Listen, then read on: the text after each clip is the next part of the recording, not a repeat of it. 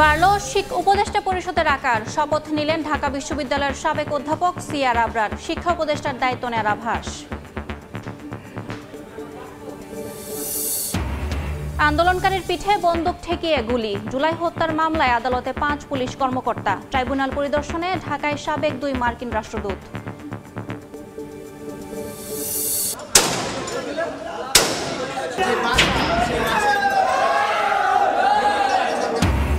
HT ইমামের ছেলের বাসার সন্দেহে সাবেক স্ত্রীর গুলশানের ফ্ল্যাটে বিক্ষুব্ধ জনতার তল্লাশি। অবৈধ অর্থের খোঁজে সবকিছু তছনছ। লুটপাটের অভিযোগ। গ্যাস অনিশ্চয়তা, আসবে যে কোনো গ্যারান্টি নেই। গ্যাসের লাইনের ভাড়াও দিতে হয়, তার মধ্যে 1500-1600 টাকা করে সিলিন্ডারও কিনতে হয়। রাত 9টায় আছে, তাও নিবে আর জ্বলে। প্রেশার খুব কম দেখে আমাদের এখন সিরিয়ালে অনেক থাকতে হয়। রমজানের শুরুতেই রাজধানীতে তীব্র গ্যাস সংকট। ভোগান্তিতে আবাসিক গ্রাহকরা। চাপ কম ফিলিং স্টেশনেও। চাহিদার বিপরীতে ঘাটতি 400 মিলিয়ন ঘনফুট।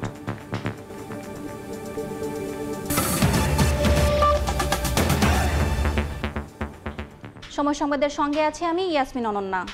অন্তর্বর্তী সরকারের উপদেষ্টা হিসেবে শপথ নিলেন ঢাকা বিশ্ববিদ্যালয়ের আন্তর্জাতিক সম্পর্ক বিভাগের সাবেক অধ্যাপক সিআর আবরার।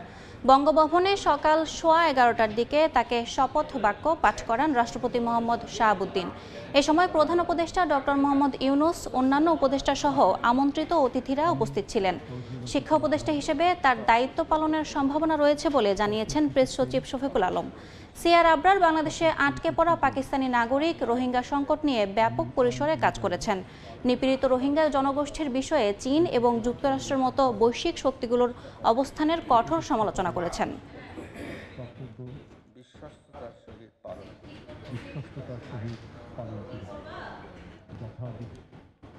জেনেভায় আজ জুলাই আগস্ট গণ অভ্যুত্থানে মানবাধিকার লঙ্ঘন ও নির্যাতনের উপর মানবাধিকার তথ্য অনুসন্ধান প্রতিবেদন তুলে ধরা হবে। বাংলাদেশ সময় সন্ধ্যা 6টায় প্রতিবেদনটি উপস্থাপন করবেন জাতিসংঘের মানবাধিকার বিষয়ক হাই কমিশনার ভলকার তুর্ক। বাংলাদেশে জবাবদিহিতা, ন্যায় বিচার ও মানবাধিকার সংস্কারের লক্ষ্যে তথ্য অনুসন্ধান ও সুপারিশ নিয়ে সদস্য রাষ্ট্র ও নাগরিক সমাজের সঙ্গে আলোচনা করা হবে। এতে অংশ নেবেন বাংলাদেশের অন্তর্বর্তী সরকার ও নাগরিক সমাজের প্রতিনিধিরা। ভলকার তুর্কের প্রত্যাশা, তাদের সাম্প্রতিক স্বাধীন তথ্য অনুসন্ধান প্রতিবেদন বাংলাদেশের প্রকৃতি ও বাস্তব চিত্র তুলে ধরার পাশাপাশি জবাবদিহিতা, ক্ষতিপূরণ এবং উত্তরণ ও সংস্কারকে সমর্থন করবে। গাজীপুরে জুলাই আন্দোলনে কলেজ ছাত্র হৃদয়ের পিঠে বন্দুক ঠেকিয়ে গুলি। মানবতা বিরোধী অপরাধের মামলায় কোনাবাড়ী থানার সাবেক ওসি KM আশরাফুদ্দিন ও কনস্টেবল আকরাম সহ 5 পুলিশ কর্মকর্তাকে আন্তর্জাতিক অপরাধ ট্রাইব্যুনালে হাজির করা হয়েছে। সকাল 10টায় তাদের হাজির করা হয়। অভিযুক্ত অন্য 3 আসামি হলেন শফিকুল ইসলাম, কনস্টেবল ফাহিম হাসান, কনস্টেবল মাহমুদুল হাসান। গত 5 আগস্ট পতিত সরকারের প্রধান শেখ হাসিনা পালিয়ে যাওয়ার পরও কোনাবাড়ী থানার পাশে শিক্ষার্থী হৃদয়কে কয়েকজন পুলিশ সদস্য টেনে হিঁচড়ে নিয়ে চট থাপ্পড়, কিল ঘুষি মারে। এক পর্যায়ে কনস্টেবল আকরাম এসে হৃদয়ের পিঠে বন্দুক ঠেকিয়ে গুলি করে। এই ভিডিও সামাজিক যোগাযোগ মাধ্যমেও ছড়িয়ে পড়েছিল। এই 5 জন হৃদয় হত্যায় সরাসরি জড়িত বলে জানিয়েছেন ট্রাইব্যুনালের প্রসিকিউশন। সাবেক প্রধানমন্ত্রী শেখ হাসিনার উপদেষ্টা এইচটি ইমামের ছেলের বাসার সন্দেহে তার সাবেক স্ত্রীর গুলশানের ফ্ল্যাটে তল্লাশি চালিয়েছে বিক্ষুব্ধ জনতা। বাসাটিতে অবৈধ অর্থ থাকার খবরে তছনছ করে সব সরঞ্জাম। লুটপাট করা হয়েছে বলে অভিযোগ করেন গৃহকর্মীরা। ঘটনার এক পর্যায়ে আইনশৃঙ্খলা বাহিনীর সদস্যরা উপস্থিত হলেও গণমাধ্যমের সঙ্গে কথা বলেননি। মঙ্গলবার রাত 11টার দিকে গুলশান 2-এর 81 নম্বর সড়কের কনকর্ড কটেজের দিকে মিছিল নিয়ে যায় একদল লোক। প্রত্যক্ষদর্শীরা জানান, বাড়ির সামনে গিয়ে মূল ফটক ভেঙে ভেতরে প্রবেশ করে বিক্ষুব্ধরা। আমরা দেখতেছি যে অনেকগুলো প্রায় 50 জন লোকের মতো হইবে পোলাপান আইয়ে ভিতরে ঢুকে গেছে গেট ঠেললে। কালকেও আসছিল, কালকে ঢুকতে পারে না, কালকে গেট বন্ধ আছিল। কালকে 10টা থেকে রাত 2টা পর্যন্ত আসছিল। সিকিউরিটি গার্ডকে বলছিল যে গেট খোলার জন্য, উনি খোলে নাই। পরে একজন গেট টপ করে ঢুকছে, ঢুকে পরে উপরে চলে গেছে। পরে ভবনের 5 তলার বাসায় ঢুকে তছনছ করেন আলমারির ওয়ার্ড্রপ, লাগেজ থেকে শুরু করে বিভিন্ন সরঞ্জাম। রাত 12টার দিকে ঘটনাস্থলে যায় গুলশান থানা পুলিশ। কিছুক্ষণ পর আসে সেনাবাহিনী। বাড়িতে প্রবেশকারীরা জানান, ফ্ল্যাটে এইচটি ইমামের ছেলে তানভীর ইমামের অবৈধ অর্থ রাখা আছে জেনে এসেছেন তারা। এখানে আমরা এভিডেন্স খুঁজতেছি, এখানে কার সাথে লিংক আছে না আছে। আমরা যা করার আমরা করছি, আপনারা যা করার করছেন জান। আমরা এখানে যেই সূত্র খবর পেয়েছি যে যেখানে যারা যে ছাত্র জনতা যারা হত্যাকারী এখানে আছে। বাড়ির গৃহকর্মী জানান, বাসাটি তানভীর ইমামের সাবেক স্ত্রীর। প্রায় 2 যুগ আগে তাদের বিবাহ বিচ্ছেদ হয়। 24 বছর আগে স্যার এই বাচ্চা নিয়ে আমেরিকায় গেছি গা। সাহেব 2014 সালে অবস্থা ভালো না, 2014 সাহেব মারা গেছে। আয়ার দরজাটা ভাঙ্গিয়া সব লুটমাট করে লয়ে গেছে। আধা ঘন্টা ধরে দরজাটা লাইতে ভাঙতেছে। তখন কি করুন, বাইরে আমি সব খুলে লাইতেছে। পরে কি লাইতে বাইরে সব দরজা আমরা কিসিনি দিয়ে গেছি। রাত 2:30টার দিকে গণমাধ্যমের উপস্থিতিতে ঘটনাস্থল ত্যাগ করে তল্লাশি চালানো বিক্ষুব্ধ জনতা। এ সময় তাদের কেউ কেউ নিজেদের সাধারণ জনগণ বলে পরিচয় দেন। গণমাধ্যমের সঙ্গে কথা না বলে পরে চলে যান আইন শৃঙ্খলা বাহিনীর সদস্যরাও। তানভীর হাসান মেঘ, সময় সংবাদ, ঢাকা। গুলশান থানার সাজিদ হত্যা মামলায় সাবেক বিচারপতি শামসুদ্দিন চৌধুরী মানিককে 2 দিনের রিমান্ড আদেশ দিয়েছেন আদালত।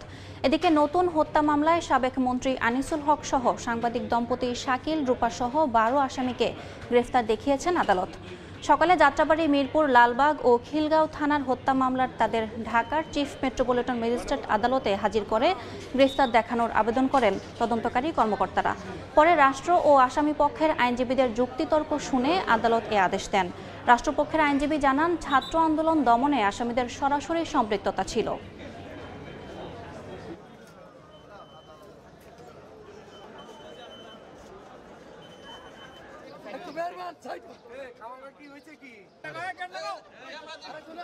এই আসামিরা অনেকেই সরাসরি অংশগ্রহণ করেছে এবং অনেকে তারা অপরাধমূলক ষড়যন্ত্রের সঙ্গে জড়িত ছিল, হাসিনাকে সহযোগিতা করেছিল। অতএব এই প্রত্যেকটি মামলায় তারা আসামি হবে এবং এই তার অপরাধমূলক ষড়যন্ত্রের কারণ তারা আসামি হবে এবং তাদের প্রত্যেকটি মামলা তাদেরকে জিজ্ঞাসাবাদ করা হবে। আজকে 6-7 মাস পরে আইসা উনাকে এই মামলা শোনার দেখানো হয়েছে। উনি এটার সাথে সংশ্লিষ্ট ছিলেন না এবং এই ঘটনা তো ওখানে নাই। দুদকের 4 মামলার আসামি হাবিবুর রহমানকে ফের বেসামরিক বিমান চলাচল কর্তৃপক্ষের প্রধান প্রকৌশলী পদে চুক্তিভিত্তিক নিয়োগের গুঞ্জন উঠেছে। অথচ প্রায় 900 কোটি টাকা আত্মসাতের মামলা, দেশ থেকে নিষেধাজ্ঞা, এমনকি বিভাগীয় ব্যবস্থা নিতেও রুল জারি করেছেন উচ্চ আদালত।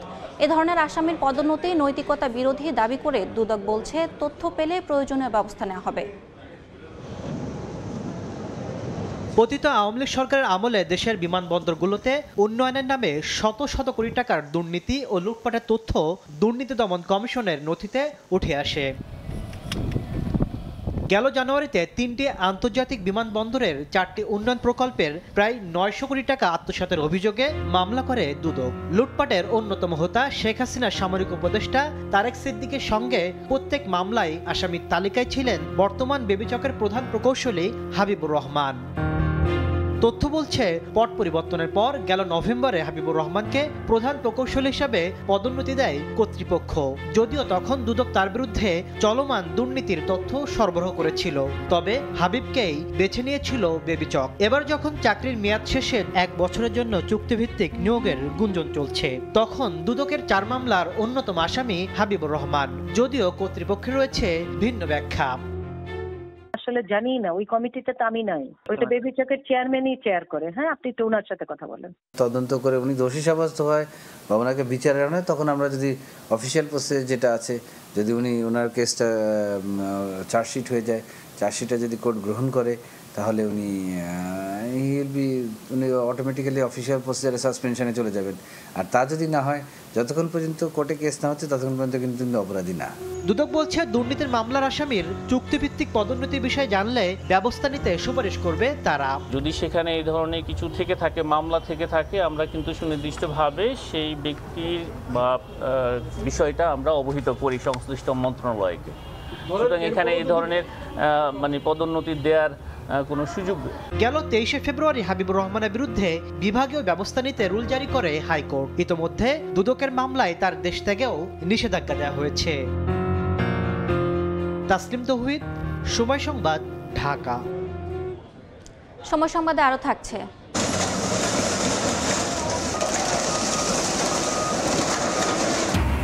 গাবতলীর বেড়িবাঁধ এলাকায় গুড়িয়ে দেয়া হলো অবৈধ স্থাপনা। আড়ত সরিয়ে নিতে 7 দিনের আলটিমেটাম উত্তর সিটির, নির্দেশ না মানলে ব্যবস্থার হুঁশিয়ারি। রমজানের শুরু থেকেই তীব্র গ্যাস সংকটে রাজধানীর বিভিন্ন এলাকার বাসিন্দাদের। তাদের ভরসা ইলেকট্রিক সিলিন্ডার কিংবা মাটির চুলা। শুধু আবাসিকেই নয়, ফিলিং স্টেশনগুলোতেও গ্যাসের চাপ কম। বেশিরভাগ স্টেশনেই দেখা যায় যানবাহনের দীর্ঘ সারি। তিতাস বলছে, প্রয়োজনের চেয়ে প্রায় 400 মিলিয়ন ঘনফুট গ্যাস সরবরাহ কম থাকায় দেখা দিয়েছে সংকট। তাসনিয়া নিশাত মিমের প্রতিবেদন। ইফতার বানানোর তোড়জোড় থাকলেও বাদ সেধেছে তীব্র গ্যাস সংকট। রাজধানীর কাঁঠাল বাগানের এই গৃহবধূ তাই রান্না করেন ঘরে তৈরি চুলার সাহায্যে। বললেন, বেশিরভাগ সময় ভুগতে হলেও রোজা এলে ভোগান্তি বাড়ে কয়েক গুণ। গ্যাস অনিশ্চয়তা, আসবে যে কোনো গ্যারান্টি নেই। রোজা রেখে মানুষ যদি এরকম রান্নাবাড়ির জন্য এত অনিশ্চয়তায় ভুগে, তাই তো অনেক সমস্যা। শুধু এই গৃহিণী নন, তীব্র গ্যাস সংকটে বিপাকে পড়েছেন রাজধানীর কাঁঠাল বাগান, কলা বাগান, হাতিরপুল, সেন্ট্রাল রোড এলাকার বাসিন্দারা। বাধ্য হয়েই রান্না করতে হচ্ছে ইলেকট্রিক সিলিন্ডার কিংবা লাকড়ির চুলায়। এতে একদিকে জ্বালানির খরচ যেমন বেড়েছে, তেমনি গ্যাস না পেলেও তিতাসকে গুনতে হচ্ছে বিল। রাত 12টার পরে আসে আর হয়তো ভোর 4টা-5টা পর্যন্ত থাকে। গ্যাসের লাইনের ভাড়াও দিতে হয়, তার মধ্যে 1500-1600 টাকা করে সিলিন্ডারও কিনতে হয়। রোজার আগে রাত 3টার সময় পাক করা লাগে। ইফতারি করে খাওয়া যায় না, সব অনেক সমস্যা হবে। এদিকে রমজানের শুরুতেই রাজধানীর সিএনজি স্টেশনগুলোতে দেখা দিয়েছে গ্যাস সংকট। গ্যাসের চাপ কম থাকায় ভোগান্তির শিকার হচ্ছেন যানবাহন চালক ও মালিকরা। ভোগান্তি তো আছে, প্রচুর সিরিয়াল হয়, পাবলিকে গ্যাস পাইতেছে না। প্রেশার খুব কম দেখে আমাদের এখন সিরিয়ালে অনেক থাকতে হয়। তিতাস বলছে, চাহিদার তুলনায় প্রায় 400 মিলিয়ন ঘনফুট গ্যাস কম থাকায় গ্যাসের এ সংকট। তবে অচিরেই সমস্যার সমাধান হবে বলে দাবি তাদের। পেট্রোমালাকে আসলে আমাদের জন্য প্রতিদিন 1960 মিলিয়ন গ্যাস আমরা চাচ্ছিলাম আমাদের কাছে, যে আমাদের মোটামুটি স্বাভাবিক রাখার জন্য। আমরা এখন আসলে পাচ্ছি অনেক কম। গত 3-4 দিনে যে সমস্যাটা ছিল, চাচ্ছে আরেকটু ভালো গ্যাস পাওয়া যাবে রমজান মাসে ভোগান্তি কমাতে বিশেষ ব্যবস্থায় গ্যাসের সরবরাহ বাড়ানোর দাবি রাজধানীবাসীর। চলতি বছর শীতের পুরোটা সময় ছিল গ্যাস সংকট। এ পটভূমিতে মার্চের শুরুতে শুরু হয়েছে রমজান মাস। গ্যাস নিয়ে এ মাসে ভোগান্তি যেন না পোহাতে হয়, এ ব্যাপারে অন্তর্বর্তী সরকার কার্যকর ও টেকসই পদক্ষেপ নেবে, এমনটি প্রত্যাশা নগরবাসীর। তাসনিয়া নিশাত মিম, সময় সংবাদ, ঢাকা। রমজানে ক্রেতাদের স্বস্তি দিতে ট্রাক সেলে ন্যায্য মূল্যে পণ্য বিক্রি করছে দেশের অন্যতম বৃহৎ ভোগ্যপণ্য বাজারজাতকারী শিল্প গোষ্ঠী সিটি গ্রুপ। বিস্তারিত জানাতে রাজধানীর সেগুনবাগিচা থেকে যুক্ত হচ্ছেন রিপোর্টার ফরহাদুর রহমান। সরাসরি যাচ্ছি তার কাছে। চতুর্থ দিনের মতো আজও সকাল 10টা থেকে দেশের বৃহৎ ভোগ্যপণ্য বাজারজাতকারী প্রতিষ্ঠান শিল্পগোষ্ঠী সিটি গ্রুপ তাদের ন্যায্য মূল্যে পণ্য বিক্রি কার্যক্রম অব্যাহত রেখেছে। এই মুহূর্তে আছি রাজধানীর সেগুনবাগিচায় শিল্প কলা একাডেমির সামনে। এই জায়গাটিতে তাদের যে ট্রাক সেল, সেটি তারা সকাল থেকে পরিচালনা করছেন এবং সাধারণ ভোক্তারা যারা আছেন, ক্রেতারা যারা আছেন, তারা মূলত এই সিটি গ্রুপের 19টি ভোগ্যপণ্য বাজার থেকেও কম মূল্যে তারা কিন্তু কিনতে পারছেন। এই মুহূর্তে আমরা বেশ ভিড় লক্ষ্য করছি। সকাল থেকে এই ভিড়টিও কিন্তু দেখা যাচ্ছে। যারা আসলে একটু কম দামে এখানে নিতে আসছেন, তারা যেটি বলছেন যে এই সিটি গ্রুপের এই উদ্যোগ বিভিন্ন শ্রেণী পেশার মানুষের জন্য বেশ ভালো রকম প্রভাব ফেলেছে, কেননা বাজারে এর থেকে কম দামে কিন্তু আর কেউ পাচ্ছে না, বরং এখানে আরও বেশি কম দামে তারা পাচ্ছেন। আমরা যদি দেখতে পাচ্ছি, সয়াবিন তেল এবং গরুর দুধ, লবণ, চিনি গুঁড়া, চাল, টি ব্যাগ সহ নানা ধরনের পণ্য, অর্থাৎ 19টি পণ্যের যে কথাটি বলছিলাম, সেসব পণ্য তারা এখানে বিক্রি করছেন। এবং এইটি শুধুমাত্র সেগুনবাগিচায় নয়, রাজধানীর মোট 15টিরও বেশি স্থানে কিন্তু এই বিক্রি কার্যক্রম তারা পরিচালনা করছেন। প্রতিষ্ঠানটির পক্ষ থেকে যেটি জানানো হয়েছে, সাধারণ ভোক্তাদের স্বস্তি দিতে মূলত তারা এই কার্যক্রম এবছর পরিচালনা করছে। প্রতিদিনই তারা এটি আসলে পরিচালনা করে থাকেন এবং পুরো রমজান মাস জুড়েই তারা এটি পরিচালনা করবেন।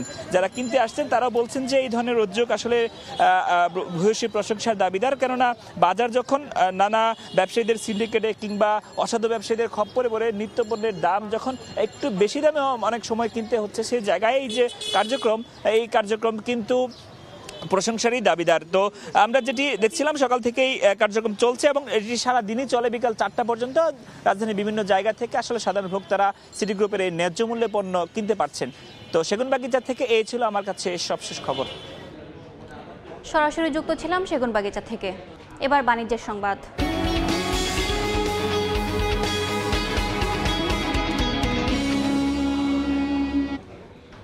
ঢাকার পানগাঁও কন্টেইনার টার্মিনাল কার্যকর করতে অবশেষে নির্ধারিত ভাড়া প্রথা তুলে দিয়েছে চট্টগ্রাম বন্দর। এখন থেকে মেইন লাইন অপারেটর এবং ভেসেল মালিক নিজেরাই দর নির্ধারণ করে নৌপথে কন্টেইনার পরিবহন করতে পারবেন। এক্ষেত্রে নিরাপত্তা নিশ্চিতের পাশাপাশি কাস্টমস হয়রানি বন্ধের দাবি ব্যবহারকারীদের। শাখাওয়াত ত্রিপুর ক্যামেরায় বিস্তারিত জানাচ্ছেন কমল দে। ঢাকা চট্টগ্রাম মহাসড়কে কন্টেনার পরিবহনের চাপ কমাতে 2013 সাল থেকে শুরু হয়েছিল চট্টগ্রাম বন্দর থেকে পানগাঁও টার্মিনালে নৌপথে কন্টেনার পরিবহন। দীর্ঘ সময় পেরিয়ে গেল, নানা জটিলতায় সরকারের এই টার্মিনাল ব্যবসায়িকভাবে সফল হতে পারছিল না। 20 ফুট সাইজ কন্টেনারের ভাড়া $148 মার্কিন এবং 40 ফুট সাইজের জন্য $445 মার্কিন নির্ধারণ করে দিয়েছিল নৌ পরিবহন মন্ত্রণালয়। অতিরিক্ত ভাড়ার কারণে নৌপথে কন্টেনার পরিবহন কমছে বলে অভিযোগ আগের সিদ্ধান্ত থেকে সরে এসেছে চট্টগ্রাম বন্দর কর্তৃপক্ষ। পানগাঁওয়ের যে আগে একটা ফিক্সড ভাড়া ছিল, সেই ফিক্সড ভাড়াটা এখন উইথড্র করা হয়েছে। এখন এমএলও এবং যে পানগাঁওগামী যে শিপ ওনার, এদের মধ্যে দ্বিপাক্ষিক চুক্তির ভিত্তিতে এবং সমঝোতার ভিত্তিতে এই ভাড়াটা নির্ধারণ হবে। তাহলে এই পানগাঁও রুটটা আগের তুলনায় অনেক বেশি ভাইব্রেন্ট হবে।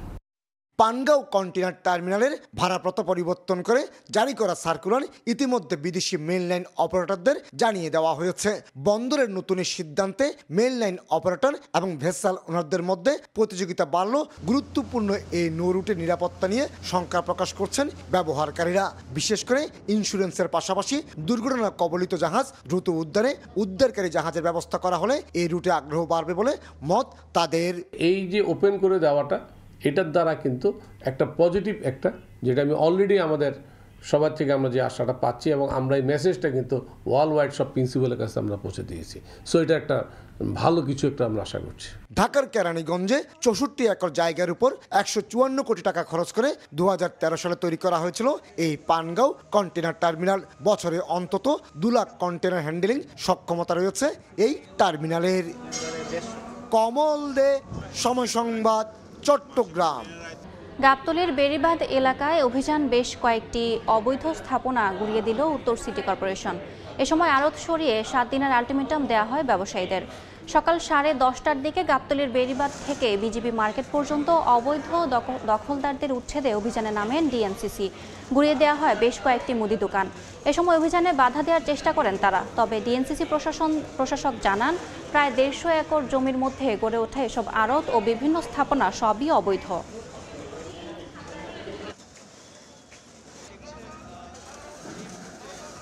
দোকানপাট সহ এবং আড়তের যে ছোট্ট গদিগুলো আছে সেগুলো সহ আমরা রোড সাইডেগুলো ভেঙেছি। বাকিগুলোকে তাদের 7 দিনের সময় দেওয়া হয়েছে। আমরা জানি 7 দিনের ভিতরে তারা যদি আমাদের প্রস্তাবে রাজি হয় তাহলে আমরা তাদেরকে রিসেটেল করতে পারবো, নইলে হয়তো আমাদেরকে পুরোটাই ভেঙে দিতে হবে।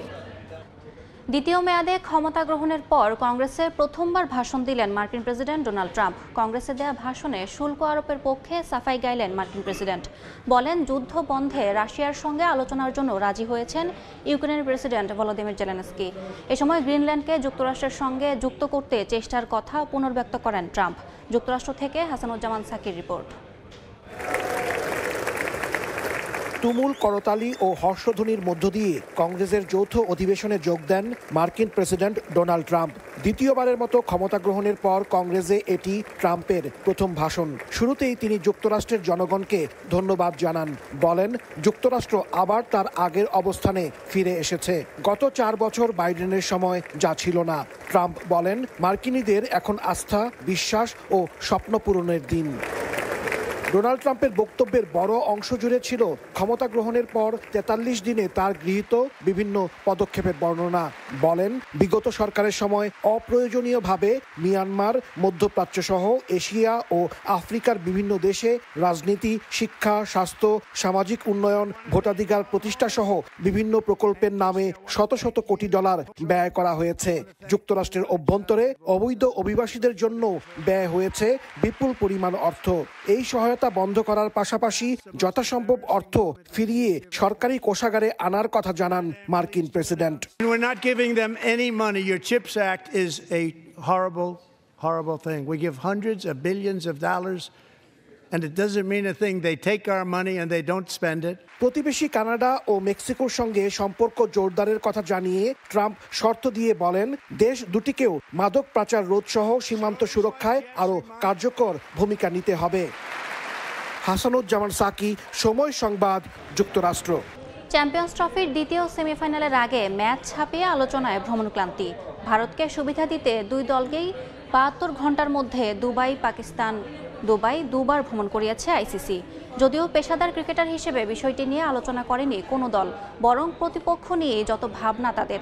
দুই যুগের অপেক্ষার অবসান ঘটিয়ে আইসিসি ইভেন্টে শিরোপা জিততে মরিয়া কিউইরা, আর ২৪-এর ভুলের পুনরাবৃত্তি চায় না সাউথ আফ্রিকা। ম্যাচ শুরু বেলা ৩টায়।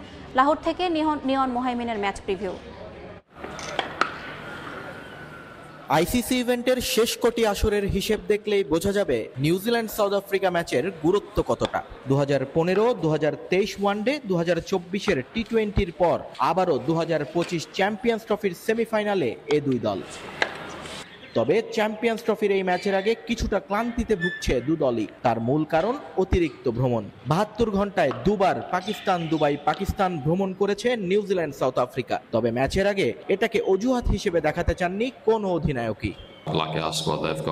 ভ্রমণ নিয়ে আর কথা বলতে চাই না, এটা যেহেতু আগে থেকেই জানতাম তাই আর অজুহাত হিসেবে দেখাতে চাই না। কিন্তু একটা বড় টুর্নামেন্টের সূচি এমন হওয়া উচিত নয়। আমাদের ভাগ্য এসব টুর্নামেন্টে একটু খারাপই, শেষে এসে আমরা গোলমাল করে ফেলি। এবার এটা বদলাতে চাই।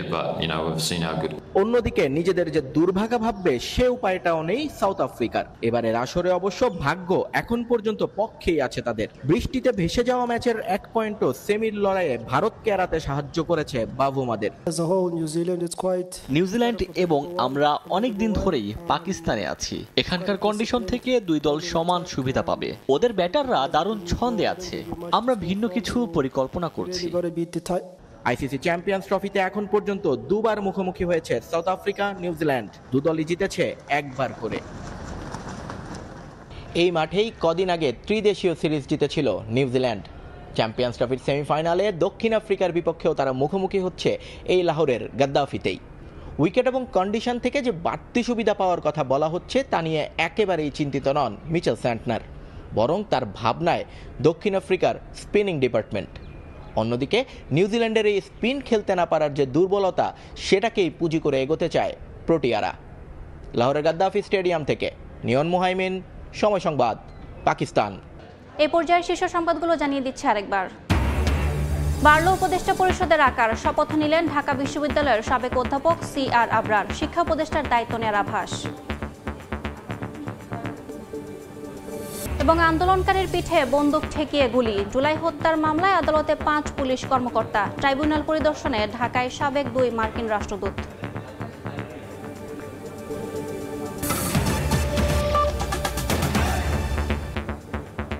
এই ছিল সময় সংবাদে, সঙ্গে থাকুন সময়ের।